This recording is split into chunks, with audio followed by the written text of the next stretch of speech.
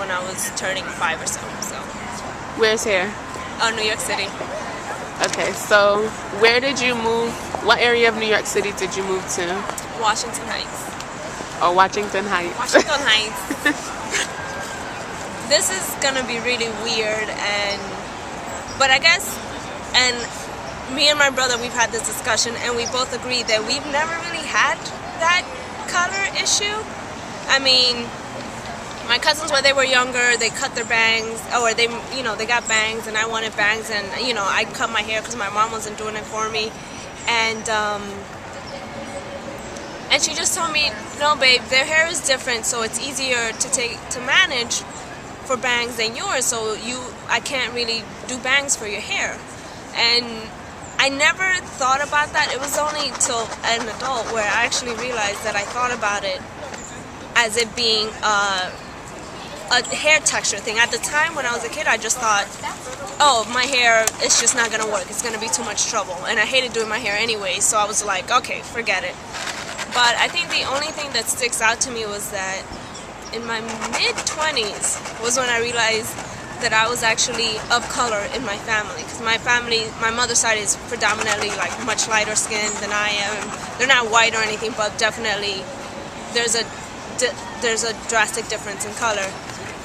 Where I saw a picture of my cousins, three or four of my female cousins, and I'm with them, and we're all hugging, and I looked at the picture and I said, oh, I'm black. Which sounds silly, but it's like I guess it's the way we were brought up, because my brother also says he's had that experience where I've never had those things of identifying myself as a person of color or anything of the sort. I just feel like this is who I am, and it's like people like it or no. If they, whatever reasons they have for liking me or not liking me, that's their personal business, and I'm not gonna spend my time dwelling on somebody else. It's only now that I've cut my hair that I'm seeing those slight differences and the way people treat me based on my hair, but not necessarily my color, which is odd to say, but it's mostly more with Hispanics than with any other culture. I've never had an issue with any Americans or French or whomever make any bad references, but with Hispanics I've had people go, wait, what? You're Hispanic? Really? Because they only associate if you're Hispanic and a woman, your hair is straight, your hair is long, your hair is this. So, but I think that's the only thing that has really stuck out with me as far as me realizing who I am. I don't know what that says, but I guess it's, for my upbringing, it really was never that pronounced, or it never occurred to me to notice those differences. What age did you move to New York? I was turning 5, and we've been here 20 plus years. So how come, what accounts for that? That's what I mean. I did, that was a big thing for me, because I can't say why. It's not like I ever thought, oh, I'm of a different color or anything. I've just thought of, because I think my reasoning is that everybody tries to, how do I say this? How do I phrase it? We're brought up in a society where we are told you have to fit in this mold, you have to fit into this, and I guess the way I thought, or I think, and I've never realized it till now, is that I've never put those boundaries on myself, and I don't think in my growing up those boundaries were put on me. So, my father is my color, slightly darker. My mother is on the lighter spectrum. And I know that there were race color issues when they got married, that her family wasn't happy about it, but whatever. But my color was never looked on as a negative thing. I guess it's also, they were like, you're beautiful, you're this, you're that, so that if you have that constant positive reinforcement, you're not paying attention to those negative things that might tip the scale or might alter your way of thinking. I don't ever recall anyone in my family saying really anything negative to me about my color, except my mother when I tan. But that's I always feel like that's your issue. I feel great. I don't care, and I move forward. And I tell her this, like, you deal with it. I like how I look right now, and that's that. And I guess that's more of a reflection of my upbringing, and not necessarily like a negative thing. This is who I am, and that's it. Do you identify as Black? As Hispanic. I've had this discussion with a friend of mine because he'll tell me, yes, you're that I'm Black. And I go, yes, but I'm Hispanic. And I think the only way I got my point across to him, because he got offended, like, what do you mean you're not Black? And I'm like, yes, I'm Black. I love my color. I love who I am. But I'm Hispanic because that's how I was brought up. What I explained to him was this. I know James Brown because I went out of my way to learn who James Brown was, or to learn about this other culture. But if you were to ask me innately to answer questions about the Hispanic culture, I'll know that more readily. I won't have to research that because that's the way I was brought up. So I identify myself as Hispanic. Mm-hmm. But a Black Hispanic, but Hispanic. How do you define being Latino? Complex. I don't think there's one definition for it.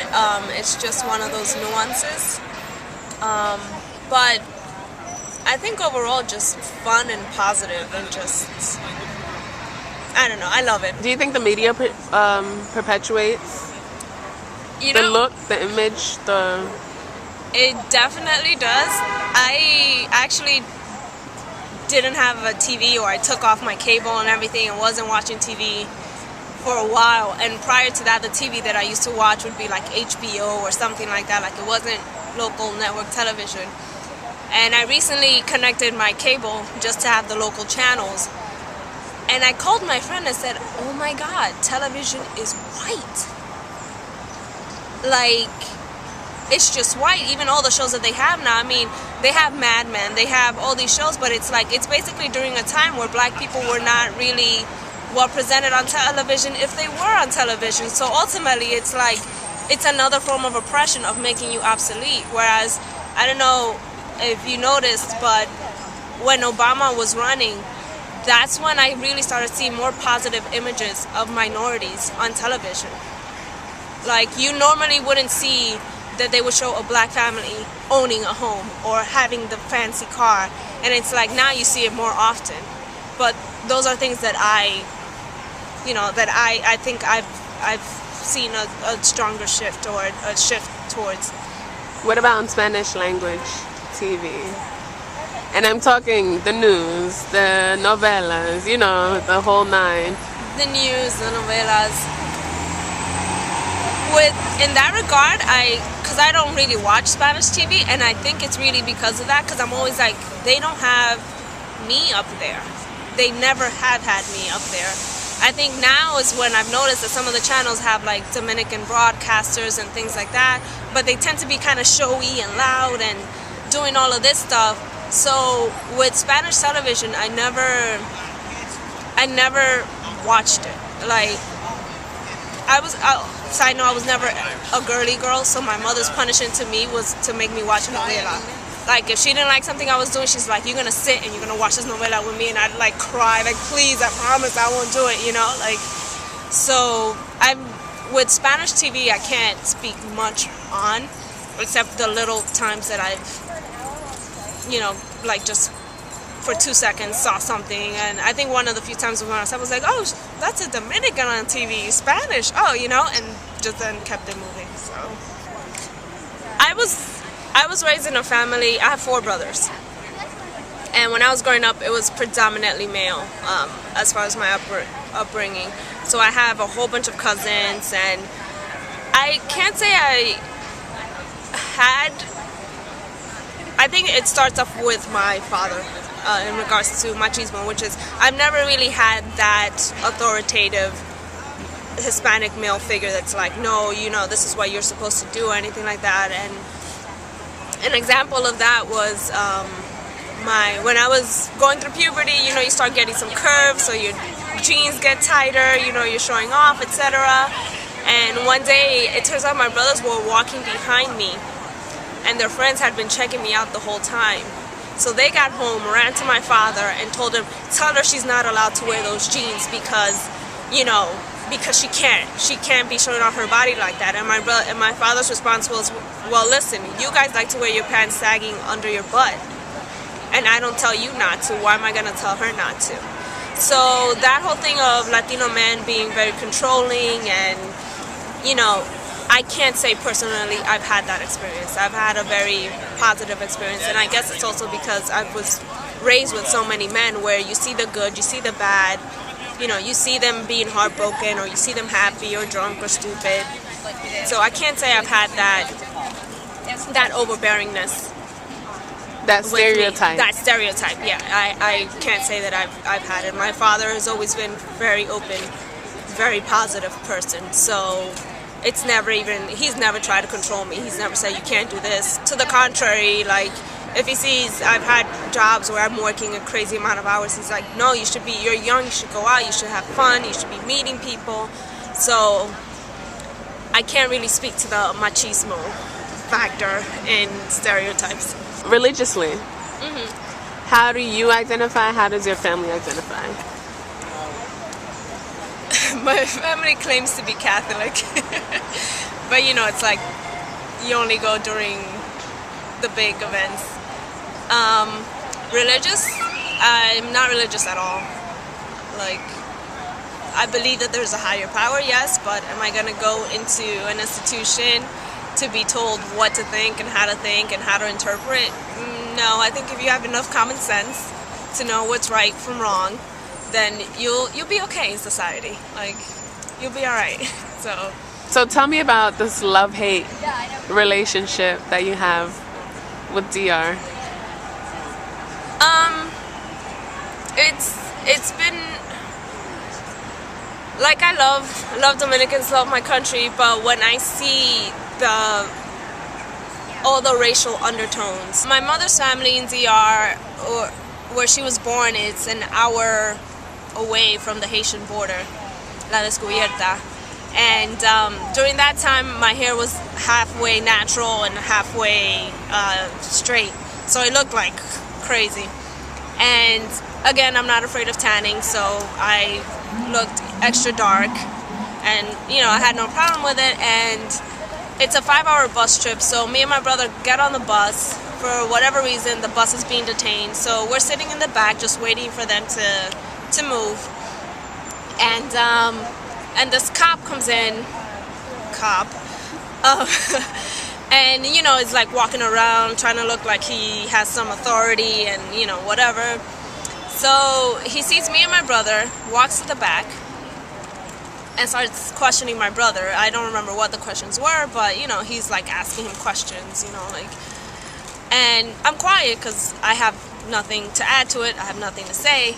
And the cop goes, yeah, no tiene nada que decir. And my response was, ¿qué tú quieres que te diga? And he goes, oh, está bien entonces, and just turned around and kept moving. And because my hair was not straightened, because it's dark, he automatically was passing judgment on me and, you know, pretty much inferring that I could potentially be Haitian. And based on my response, he, you know, it confirmed in him that I wasn't the enemy or whatever you want to call it. And so he pretty much just turned around and kept it moving. The other chicken story is that there was this one restaurant, Spanish restaurant, that opened up, and I was one of their first patrons in it. I was there like that week when it first opened and everything. And this was years ago. It must have been like almost 10 years ago or something like that. And you know, I would go in, I would always patronize it, never had a problem with it, and I cut my hair.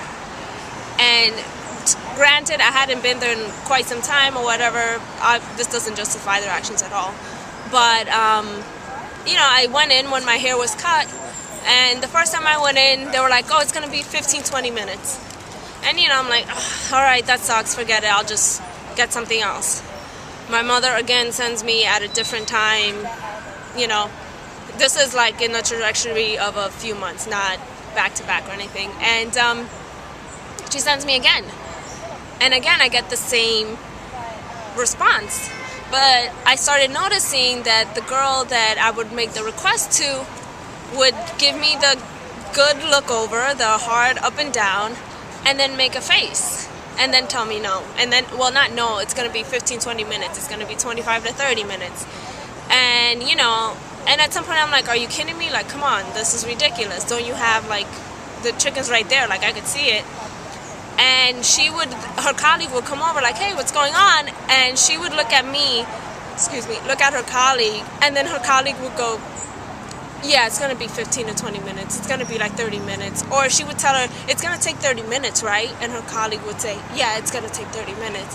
But all the while, I'm getting this very negative stance from them. And it's because, again, I don't fit the profile. And they're already passing judgment and assuming that I am, you know, I'm Haitian or I'm not a Dominican to their liking or whatever, you know. So those have been some experiences that I've had with race and color and within my own people. You were saying earlier about it's more of the Haitian Dominican thing when it comes to color and race. Yes. Can you elaborate a little bit on that? I think the whole Haitian thing really, to go into like political, and this is my humble stupid little opinion. I'm obviously no authority on this, but you know, from my understanding and from what my parents have said, that strong animosity really grew more with Trujillo, which was the dictator during the 30s and things like that.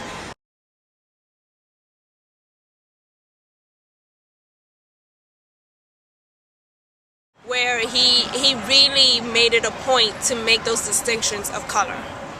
This was a man that was, I'm gonna say, like slightly lighter than me, but would put on makeup to make himself look lighter, would put on grease in his hair to make his hair look straighter, and to really just disassociate himself with the African roots that we all have.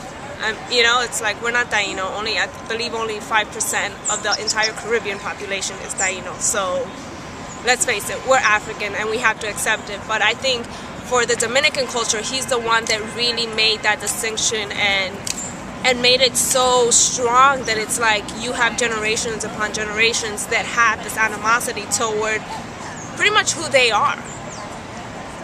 Because it's like we are all African.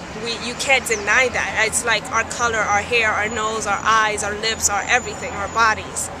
You can't deny that. You can't suppress that. So I don't understand what that is, why that is, but pretty much, you know, it's like I think he's the one that's really perpetrated that, and to the detriment of the country as a whole, because God knows if you're able to work together, and again, this is my naive outlook, who knows if the countries could be in a much better position. Definitely Haiti could be in a much better position because they do have a lot of natural resources there that aren't being tapped into.